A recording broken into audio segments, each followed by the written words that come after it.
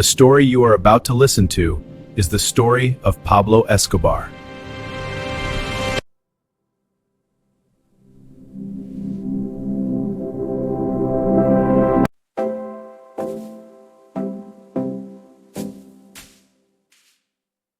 A man once became so powerful that he controlled cities, politicians, and entire criminal networks. At the height of his power, he was making millions of dollars every single day. People feared him, governments hunted him, and yet thousands of poor families called him a hero. His name was Pablo Escobar, and his rise to power is one of the darkest and most unbelievable stories in modern history. Pablo Escobar was born in 1949 near Medellín, Colombia. His father was a small farmer and his mother worked as a school teacher. They lived a simple life, and money was always a struggle. As a young boy, Pablo quickly realized that poverty limited everything. While other children were thinking about school and ordinary jobs, he was already thinking about something much bigger. He wanted wealth, influence, and power. According to many people who knew him as a teenager, he often said he would one day become a millionaire. But the way he planned to achieve that dream was far from honest. As a teenager, Escobar began committing small crimes around the streets of Medellín. At first, it was simple things like selling fake lottery tickets, stealing cars, and running street scams. These were not the crimes that would make him famous, but they revealed something about his personality. He was bold, fearless, and extremely ambitious. He understood that money created influence, and influence created power. Those early years in the criminal world taught him an important lesson. The more risks he took, the bigger the rewards could be. In the 1970s, a new opportunity appeared that would change his life forever. Cocaine was beginning to spread rapidly across the United States. Demand was growing fast, and the profits were enormous. Escobar immediately recognized the opportunity. Instead of staying a small-time criminal, he began building connections with other traffickers. Soon, he helped create what would later become the powerful Medellín Cartel. Their business was simple, but incredibly dangerous. Cocaine would be produced in Colombia and secretly transported into the United States using planes, boats, and hidden smuggling routes. The profits were unbelievable.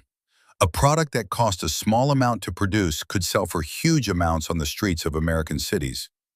Escobar expanded his network quickly, and within a few years his organization was moving tons of cocaine across international borders.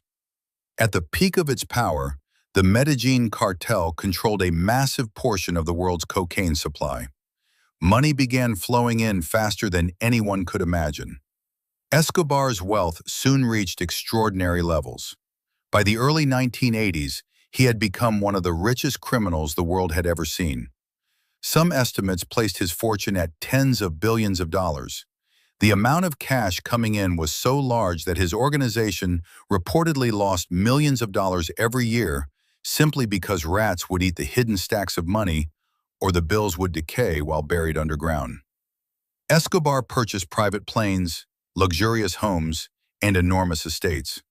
One of his most famous properties was Hacienda Nápoles, a massive estate that included lakes, airstrips, giant statues, and even a private zoo filled with exotic animals. To outsiders, his life looked like something out of a movie. But behind the wealth and luxury was a world of fear and violence. Escobar controlled his empire through a simple rule that became infamous across Colombia: plata o plomo, which means silver or lead. It was a brutal message. Accept the bribe or accept the bullet. Police officers, politicians, judges, and journalists were all given the same choice. Many took the money because refusing could mean certain death. Violence quickly became a regular part of Escobar's rule. Bombings, assassinations, and attacks on government buildings became shockingly common.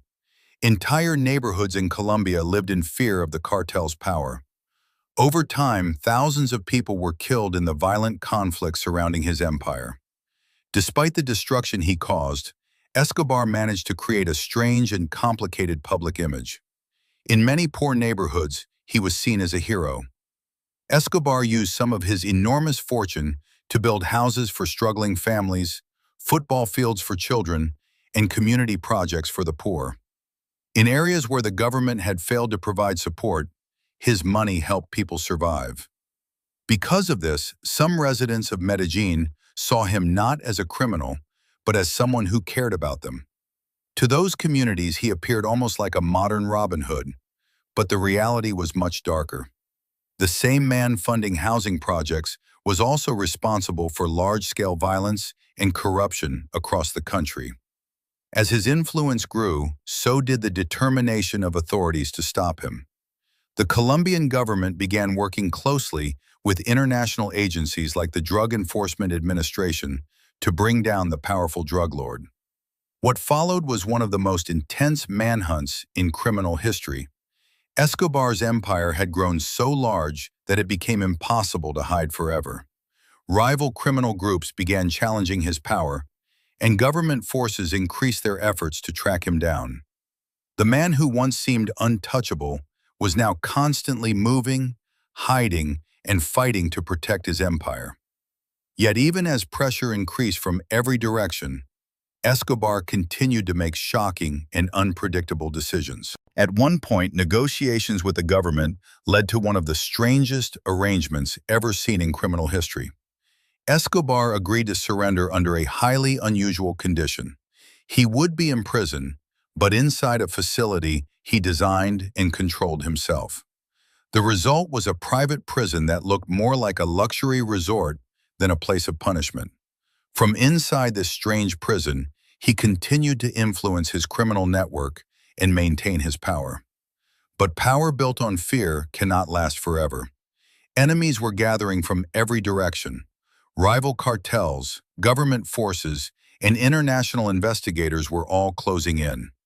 The empire that once seemed unstoppable was beginning to crack. The man who had ruled the cocaine trade and terrified a nation was slowly running out of places to hide. The dark rise of Pablo Escobar remains one of the most chilling stories in modern history. A poor boy from the streets of Medellín rose to unimaginable wealth and influence, creating an empire that reshaped crime, politics, and global drug trafficking. But every empire built on violence eventually faces its downfall, and the final chapter of Escobar's story would be just as dramatic as his rise.